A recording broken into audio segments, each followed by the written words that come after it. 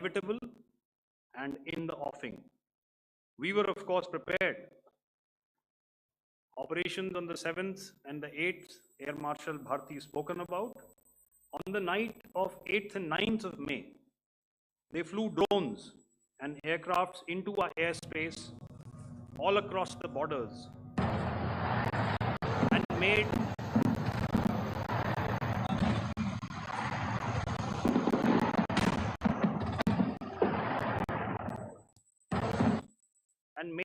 largely unsuccessful attempts to target numerous military infrastructure.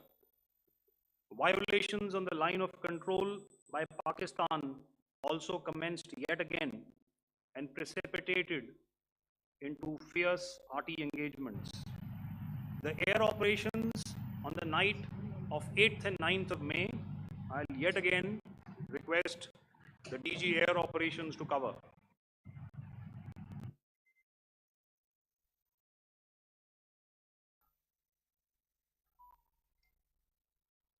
I just covered what happened on the night of 7th and 8th. We found that on the night of 8th and 9th, starting as early as 22:30 hours, our cities had a mass raid of drones, unmanned aerial vehicles, UCAVs, starting right from Srinagar, going down right up to Nalia. It was a mass raid in waves and it was relentless.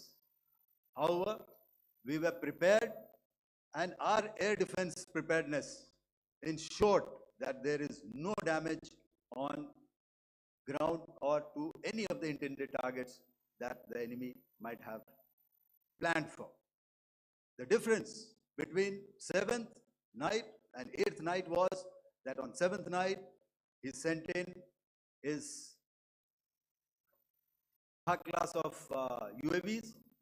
However, these UAVs can go some distance, they are armed.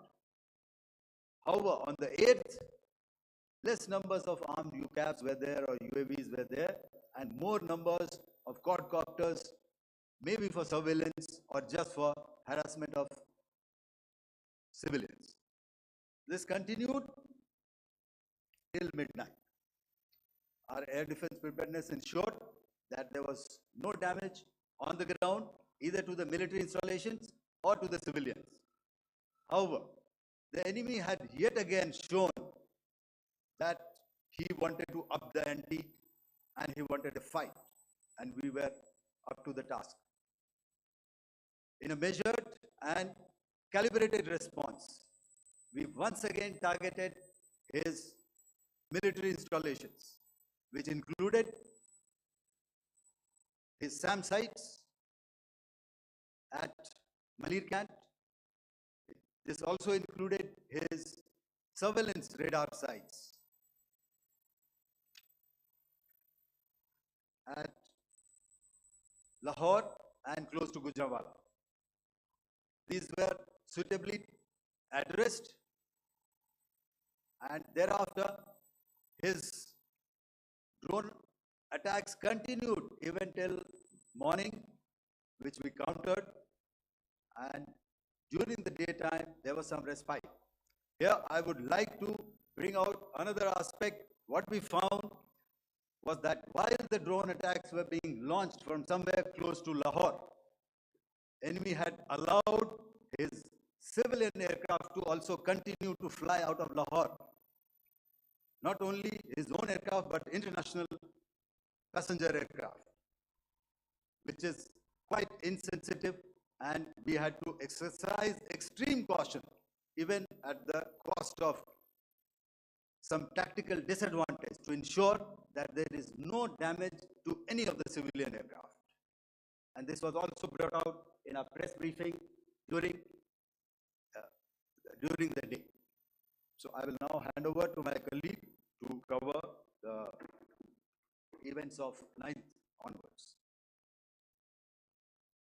On land, we also undertook certain measures such as deployment of air defense and electronic warfare assets to establish an integrated grid with the Indian Air Force, and I have seen and heard some of you wax eloquent about the benefits of such an architecture when it comes to negating and combating air intrusions.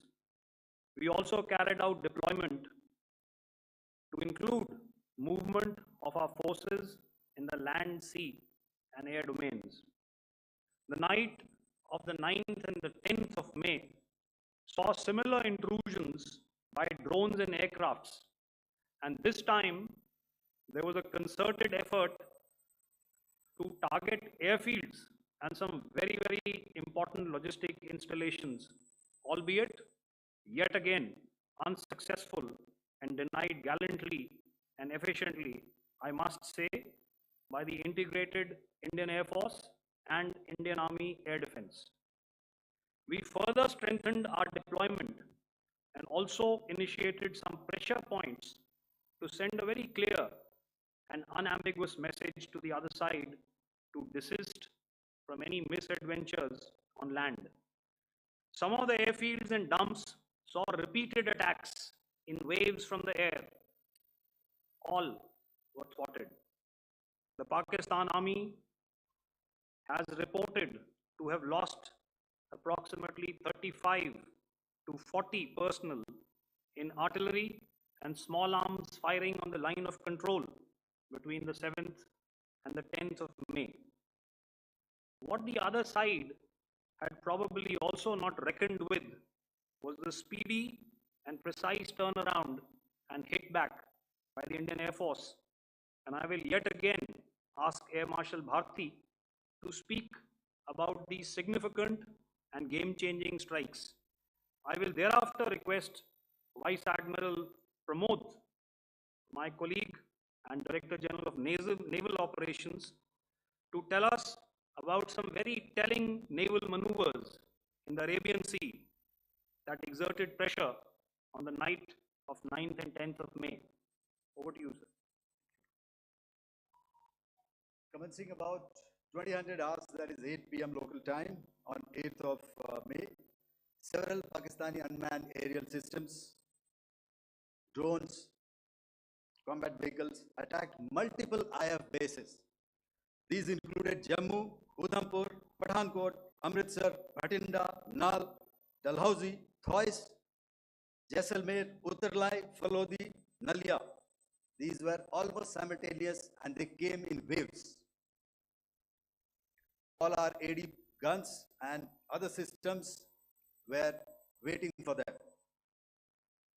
All these waves were neutralized by our trained crew using the air defense systems that they have, and also some of them were utilized using our legacy systems like Pechoras and IF Summer, which we have recently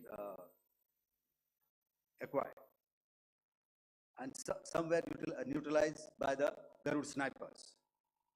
There was no damage on ground from these incursions and these mass raids, if I could call them, from the Pakistani side. However, following these relentless attacks on our air bases, on our forward positions, and on our civilian targets, this was time to convey some message to our adversaries. And therefore, a decision was taken to strike where it would hurt. And towards that, in a swift, coordinated, calibrated attack, we struck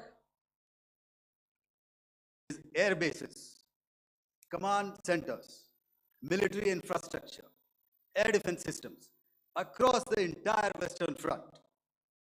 The bases we struck include Chaklala, Rafiki, and mind you, Chaklala is Islamabad, Rahimyar Khan, Sakar, sending a clear message that aggression will not be tolerated.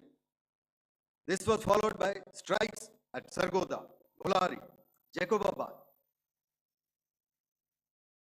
We also struck the C2 centers at Murid, the UAE complex at Murid, Rafiki, radar at Chunia, which I will show you, Rahim Yar Khan airfield, and the unmanned combat aerial vehicle hangar at Sakar.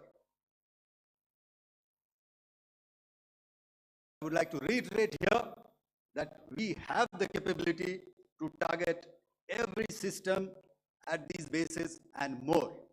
However, it was only a measured response to instill good wisdom to our adversary to refrain from further escalation. Our response was directed only at military installations, avoiding civilian and collateral damage.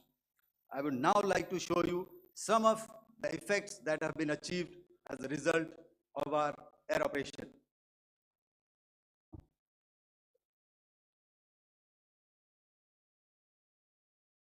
Here is the Pasroor air defense system. If you could see, zoomed up view, this is the radar mounted on a high tower. And after the strike,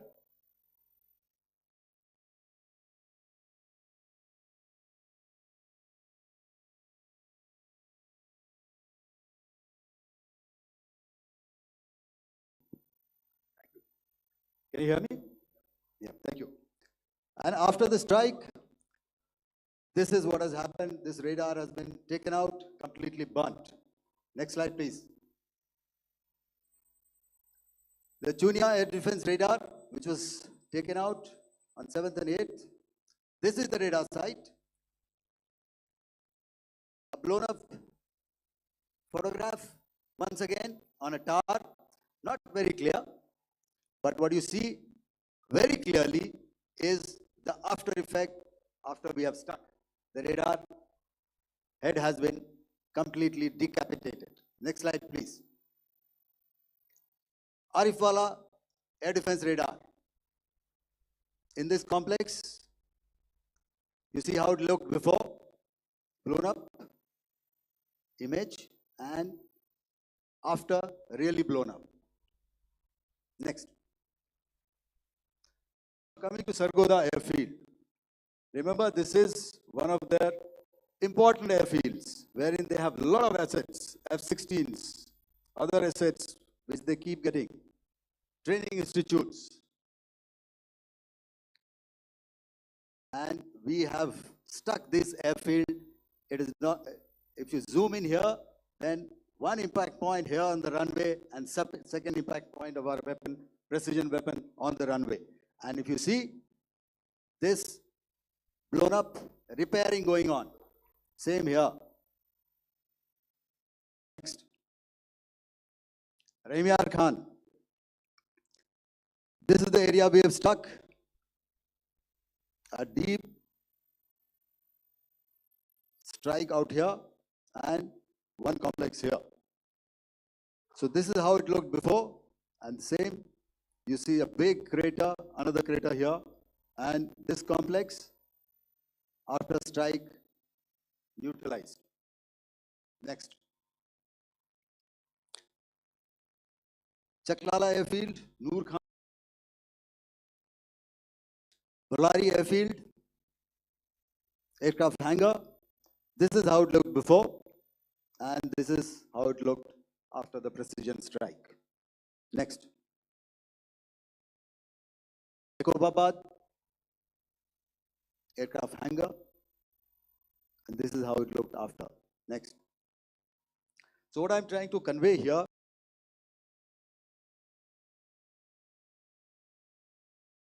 ladies and gentlemen, is to start with, our fight was neither with the Pakistani military nor with anybody else who's there on the other side. Our fight was with the terrorists. We neutralized the terrorists that we selected to be neutralized, and thereafter we only maintained the air defense posture. However, we were relentlessly pounded by waves after waves, night after night, by his UCAVs, by his drones, and by his other unmanned aerial systems. And that left us with no choice but to retaliate, and yet our retaliation was calibrated, it was graduated, and it was proportionate. Thank you.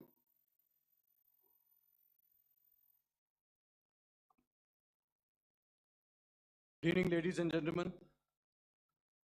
In the aftermath of the cowardly attacks on innocent tourists at Pahalgam in Jammu and Kashmir by Pakistani-sponsored terrorists on 22nd April, the Indian Navy's carrier battle group, surface forces, submarines, and aviation assets were immediately deployed at sea with full combat readiness in concert with the joint operation plan of the Indian Defence Forces.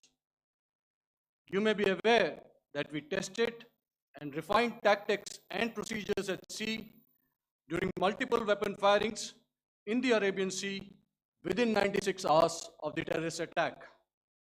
The aim was to revalidate our crew, armament, equipment, and platform readiness to deliver various ordnance on selected targets precisely. Thereafter, our forces remained forward deployed in the Northern Arabian Sea in a dissuasive and deterrent posture with full readiness and capacity to strike select targets at sea and on land, including Karachi at time of our choosing. The forward deployment of the Indian Navy compelled Pakistani naval and air units to be in a defensive posture, mostly inside harbors or very close to the coast, which we monitored continuously.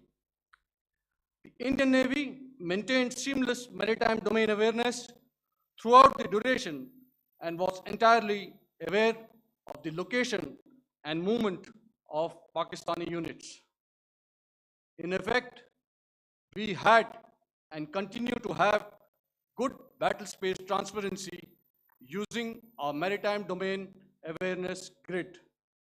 As you are aware, our response has been measured, proportionate, non-escalatory, and responsible from day one. Accordingly, the calibrated approach considered all options, including the ability of the Indian Navy for offensive action from and at sea.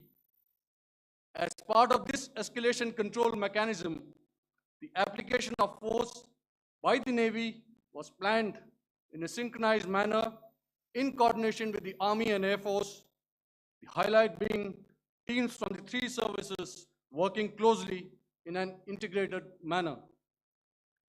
Along with the kinetic actions by the Indian Army and Indian Air Force, the overwhelming operational edge of Indian Navy at sea contributed towards Pakistan's urgent request for a ceasefire yesterday. As we speak, Indian Navy remains deployed at sea in a credible deterrent posture to respond decisively to any inimical action by Pakistan or Pakistan-based terrorists. Thank you. Samno Varna, Jai Hind. Now I'll hand over to Director General Military Operations for further proceedings. Ladies and gentlemen, on the 10th of May, in the morning, even as we were getting into a huddle to war game the events of the previous night, a routine exercise, I received a message on hotline from my counterpart in Pakistan seeking my willingness to communicate. Since our initial aim was to strike at terror camps, and all our actions in the subsequent days were in response to the intrusions and violations by the Pakistan Air Force and its army, it was decided that I would indeed speak with my counterpart.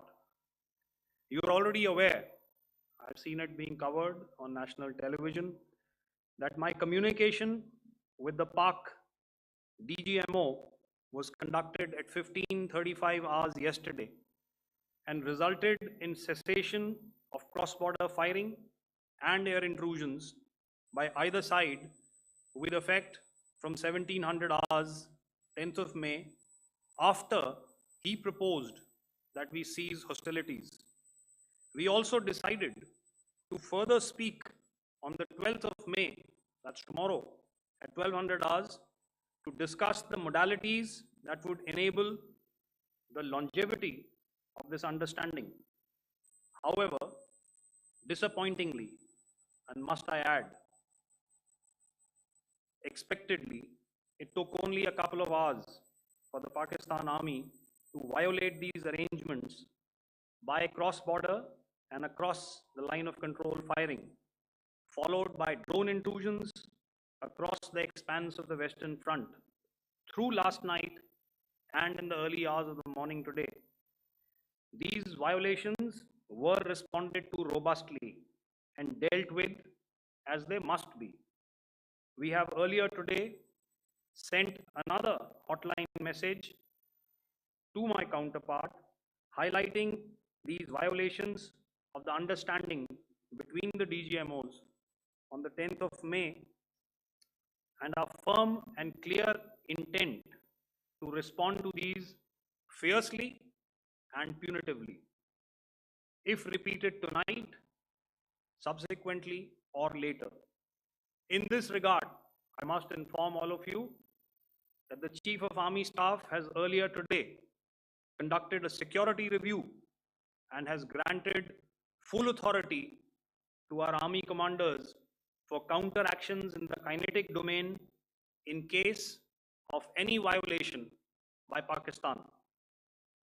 In the end, I pay my solemn homage to my 5 fallen colleagues and brothers from the armed forces and civilians who have tragically lost their lives in Operation Sindoor. Our hearts go out to the bereaved families, and we express our solidarity to them in this lifetime and beyond. At this grave juncture in their lives, their sacrifices shall always be remembered and spoken of in glowing terms by a grateful nation. We have thus far, ladies and gentlemen, exercised, and my colleague Pramod highlighted this, immense restraint, and our actions have been focused, measured, and non-escalatory. However, any threat to the sovereignty, territorial integrity, and safety of our citizens will be met with decisive force. Jai Hind.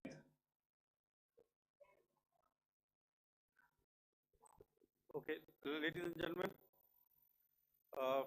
we are now open for questions.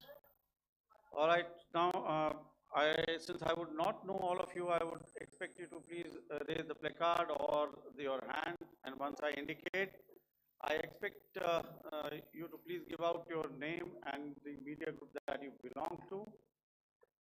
Keep your questions short so that we can take as many questions as possible. Also, ladies and gentlemen, kindly bear in mind that confidential aspects may not be answered by the 3 DGMOs. Right. I've got a lot of hands there. Let me start from the left. Left foot always in front when we start marching. So here we have to the left, okay, yeah, 238.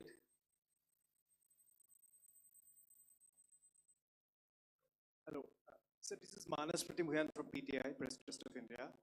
So the understanding that was reached yesterday on stopping the military operations and actions, was it for just 3 days? And what would be the cost escalation if there is violation of this understanding by the Pakistani side?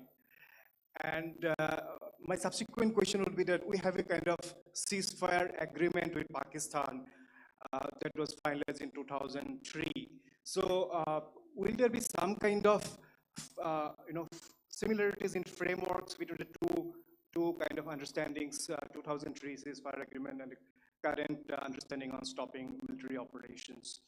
And again, what are the cost that will be incurring on Pakistan if Pakistan again resorts to this kind of terrorist activities, because we have made it very clear that the cost will be very high. So I would like to have your thoughts on it. Okay, so I'll answer the latter part of the question first. I also want to add that while the initial ceasefire agreement, as you correctly pointed out, is of the 2003 vintage, but I must remind you that in 2021, in the month of February, and this was then when the crisis in eastern Ladakh was also on, the two DGMOs had spoken and arrived at a ceasefire understanding that lasted right up until this unfortunate attack at Pahalgam.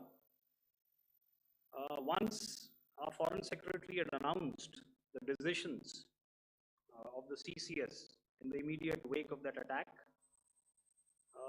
he had announced certain measures, and then of course Pakistan had in turn made its own announcements.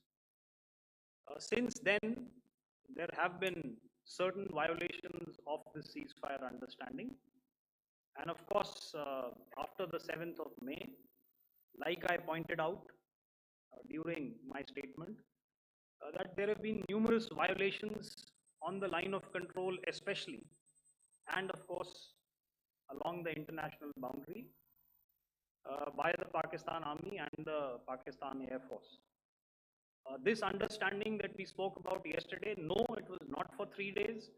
It was first to stop aggressive and hostile activities immediately, let that order and direction settle down for about 36 hours, and thereafter discuss modalities, like I said, to ensure its longevity.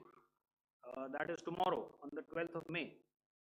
But unfortunately, we had a violation starting at approximately 1900 hours last night, and we've sent a communique, like I said, to the Pakistan Military Operations Directorate, and we will await what happens tonight. All right. The cost escalation, I mean, I'll leave it to your best imagination. I've already said that the response will be fierce and punitive. Now, the right foot forward. Yeah.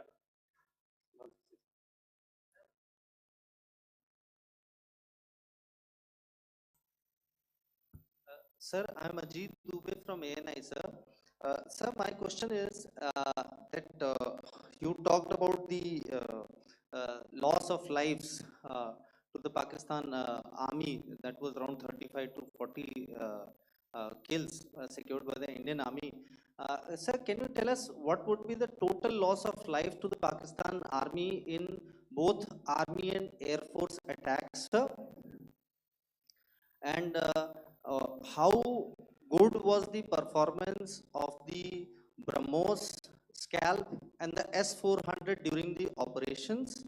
And sir, since we have sir, just one line, Multiple questions, please. sir. All right. And since sir, we have achieved such a spectacular, we have made good achievements in this entire operation. Can we say that we have emerged victorious, or we have a big upper hand over the Pakistanis in this entire conflict? Thank you very much, sir.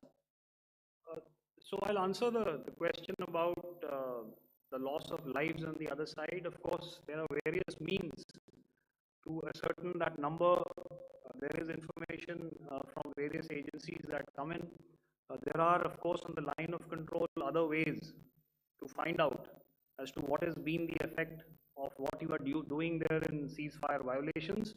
So therefore, I mentioned 35 to 40 on the line of control, and please remember that once Operation Sindoor was launched, the responses of the Pakistan Army were also on Indian Army or the Indian Armed Forces infrastructure. Let me put it that way. So that's why I did not cover casualties of the Pakistan Army, at least in the initial phases of battle, because those were not our targets. Our targets were terror oriented, and of course later, once they launched air intrusions and air operations on our infrastructure, we've used heavier weapons, and of course there would have been casualties, but those are still being assessed. The effects of the weapons that you mentioned, I will request Air Marshal Bharti to apprise all of you about those. Good evening, Mr. Ajit. How are you? Ajit, okay, you've been after some time. I never mentioned about any of the weapons that we use. Check. Okay. What I was saying that I never mentioned of any of the weapons, the caliber that we used.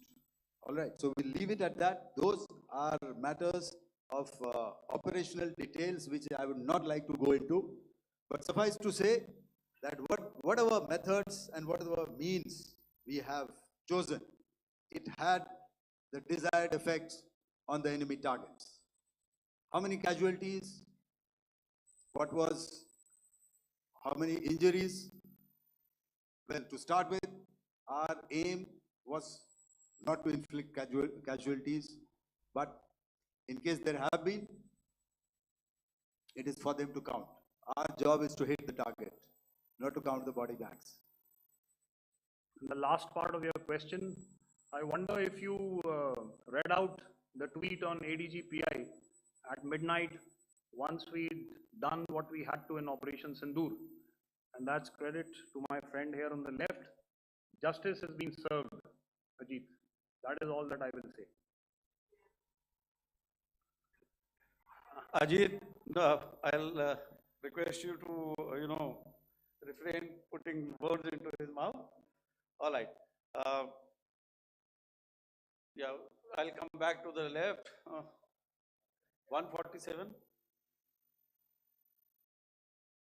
Sorry, 47. No, 47. Did I see it here or? Yeah. Good evening, gentlemen. Sorry, 147. I saw it there. Sorry. Yeah. Since I've already said 147. Start, please. Hi, sir. Good evening. This is Shivam Patel from Reuters News Agency. Thank you for giving me the opportunity. My question, sir, is how many military targets did Indian Armed Forces strike in Pakistan in response to the attacks from Pakistan? How were these targets selected? And how many troop casualties have been there in total on both sides, if you give details? Thank you. I'm sorry, where are you? I haven't spotted his. To the right. Can you just repeat that for me, please? Sure, sir. So my name is Shivam Patel. I'm from Reuters News Agency. My question is, how many military targets in total did the Indian Armed Forces strike in Pakistan in response to the attack from Pakistan? How were these targets selected?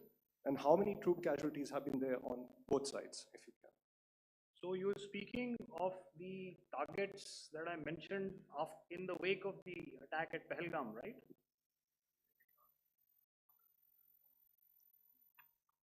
Yeah, I think it's amply clear to everybody here that the Pakistan Army has not crossed the international boundary, neither in the plain sector nor on the line of control.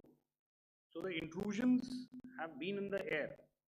There have been certain attempts on the line of control when ceasefire violations have been on to try and infiltrate and carry out and perpetrate activities that we are all very well familiar with. Whether these are by terrorists or by the Pakistan Army or its special forces and commandos is difficult to say, but each of these have been effectively thwarted. So therefore, as far as engagements of military targets on the other side is concerned, I thought Air Marshal Bharti covered those very well and, in detail. And he also mentioned as to how they went about targeting those. I think those images were very clear and very, very graphic in telling us as to what we needed to hit. And you'll remember right at the outset, I said that we even went into what was the construction in each of these locations and therefore decided on the vector that had to be utilized. Please. Okay, if I could add to what the DGMO has said, I have already detailed the targets. Now, whether it is X numbers or Y numbers that is immaterial. And what damage have we inflicted? You have seen. What are the casualties on the other side? As I said, that is for them to count.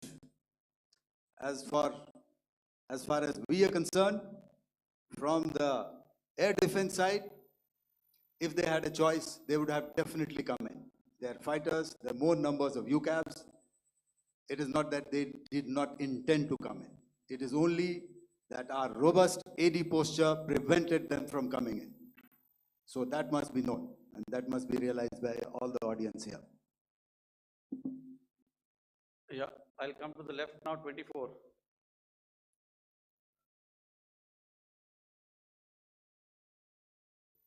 Good evening, sir. This is Anuvesh Rath from Z. Sir, I wanted to know on the first briefing, which was done by FS and two representatives from Air Force and Army, you showed a list where there was 21 places in that list. You have stuck 9. Are more operations going to be held? Is Operation Sindoor still on? And the second question, thank you, sir. Thank you so much. And also, I want to congratulate all three of you for a fantastic operation that you guys have done. Thank you so much. Thank you so much for that one question. Yeah. Sir, the next question. Unfortunately, Rath, is that your name? I'm sorry. As far as operational details are concerned, I'm not in a position to share those right now. But I think I'll take a cue from Pramod. He said towards the end that the Indian Navy is still in a posture that is deterrent. And I have already made it very clear towards the end of what I said that it's only a couple of hours ago that the Chief of Army Staff has carried out a security review and he's authorized our Army commanders to deal with violations of any kind from across the borders in a manner that they deem fit. So again, to reiterate, the response will be fierce and it will be punitive.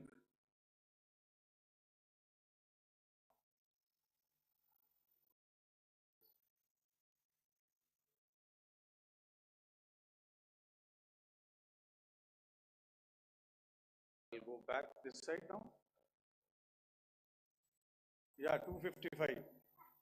She said middle wale kya karenge? So 255. Oh, sorry. Good evening, sir. I'm Shailesh from National Defense. Please allow me, first of all, to pay my gratitude for protecting us Indians. Thank you very much. Sir, since the enemy has been talking about taking down our aerial platforms, it would be deemed fit in case we can reveal that we have taken down their fighter jets. What could be the number? Though you said that they may be not good to reveal the platforms, but since this has come from various quarters in Pakistan, so I believe that we need to answer, in case if you can, sir, if you may allow. The question is for me? Yes, sir. Okay, and if I get it right, you want to know how many of their planes we have down? Yes, sir. Yes, sir. All right. See, as I said, their planes were prevented from coming inside our border. All right. So we do not have the wreckage with us, but definitely we have downed a few planes. Numbers, we would not like to hazard a guess out here. Okay. I have the numbers, and we are getting into the technical details of it to establish it.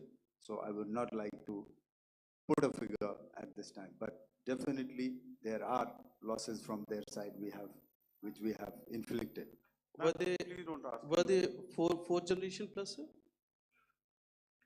No, See, sir, you're putting words into my mouth. Why do Sir, you say fourth generation? Let us make it high tech. Thank you so much, sir. all right. Yeah, 163.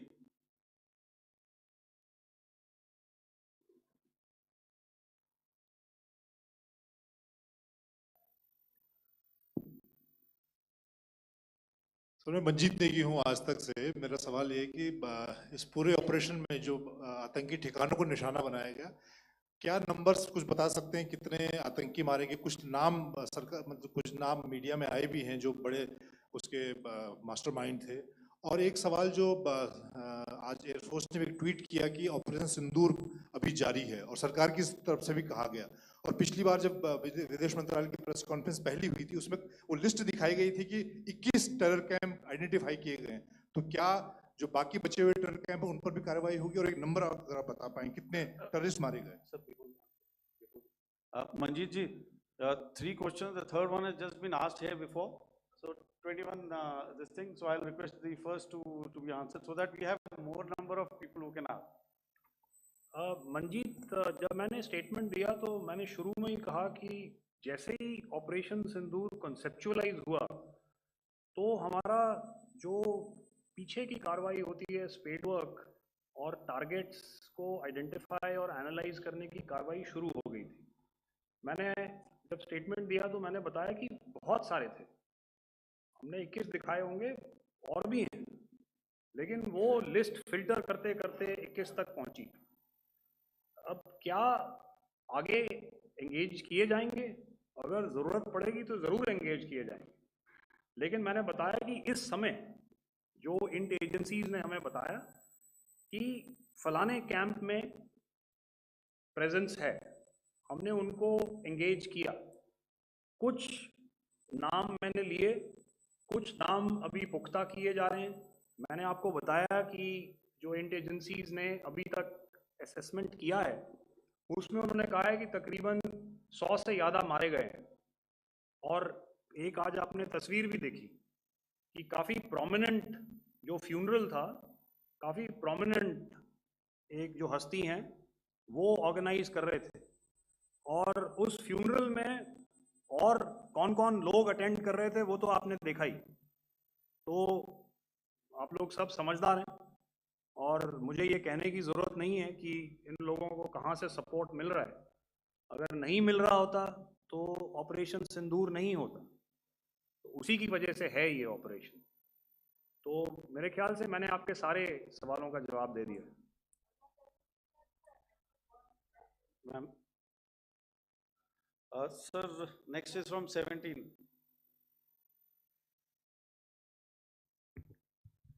Sir, मेरा नाम अंजू निर्वाण है, TV9 Bharatvarsh से।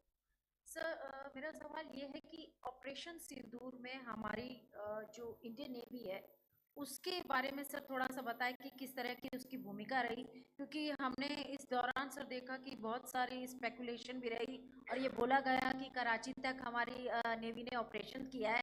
तो sir इस पे थोड़ी सी clarity चाहिए। और सर हमने कौन कौन से फाइटर एयरक्राफ्ट डाउन किए हैं, अगर उसका भी थोड़ा सा क्लियरिटी मिल जाए तो अच्छा रहेगा। तो मैं आपका पहले सवाल का जवाब दूंगा। I will make few sentences and leave it for your imagination. First of all, as I mentioned, we have quantitative and qualitative edge to deliver a massive blow to our adversary, and we completely dominate in the maritime front. Indian Navy's action is part of the escalation ladder mechanism which we have worked out amongst three services. This time, if Pakistan dare take any action, and Pakistan knows it, what we are going to do. That's all. आपके सवाल का जवाब मैं पहले दे चुका हूं। आपके सवाल का जवाब मैं पहले दे चुका हूं, इसलिए मैं बस उस तक ही सीमित रखूंगा और इतना कहना चाहूंगा कि आने वाले दिनों में आपको खुद ही पता चल जाएगा और ऐसी बातें छुपी नहीं रहती हैं, तो पता चल जाएगा. So at this time we'll just let it be. Okay, ladies and gentlemen, we have one or two more questions, sir.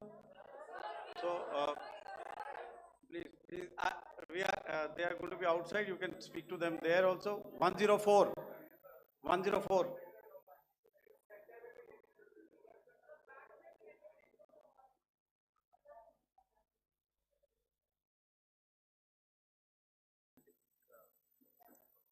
Yeah, ask, sir. Sir, Dinaka with the Hindu newspaper. Are you surprised that you got this question? No, sir. Sir, can you give a number of assets we lost? Because there's been a lot of speculation going on. International media writing a lot of things about our platforms, including Rafales. I mean, Pakistan claiming that Rafale has been downed, etc. Can you put that questions to rest and clarify on that? I guess that question is for me. All right, I'm happy that you've asked this question.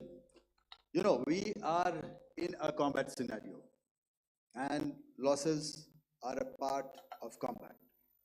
The question that you must ask us, okay, and indeed that we must ask ourselves, you inclusive, is have we achieved our objectives?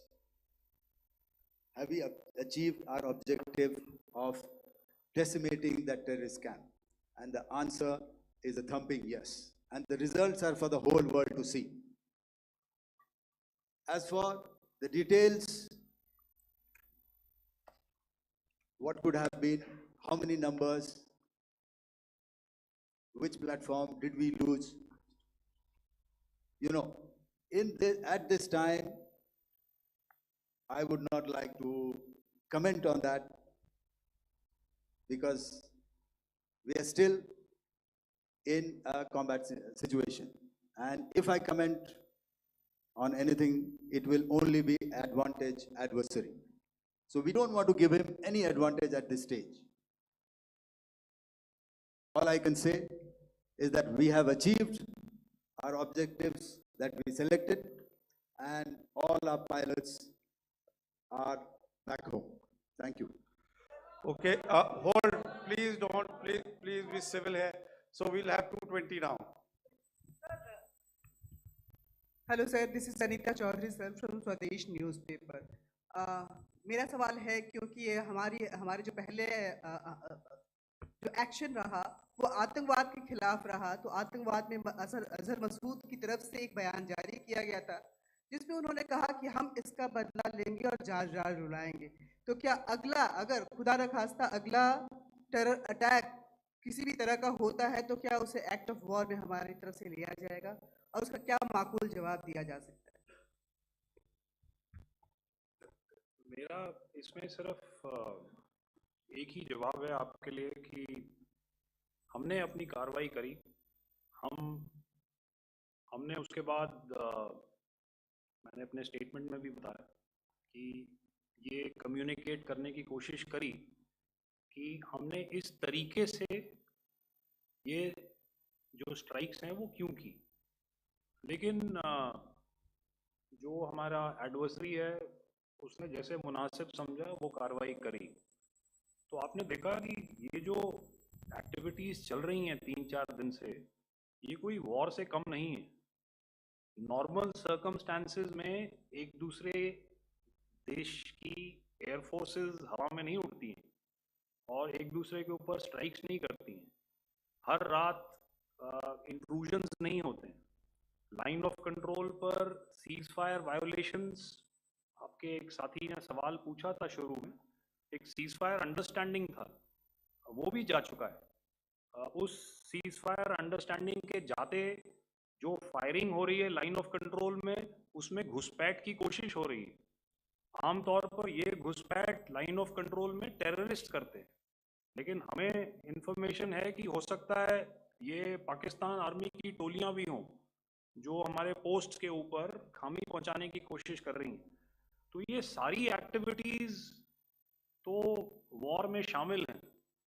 तो ये कहना मुश्किल है कि आगे क्या होगा, वो स्पेक्यूलेटिव जोन में आ जाता है और मैं स्पेक्यूलेट नहीं करना चाहता। हर एक सिचुएशन अलग होती है और उससे एक तरीके से डील किया जाता है। मैं एक सवाल इसका इसका मैं जवाब देना चाहता हूँ, 1 मिनट।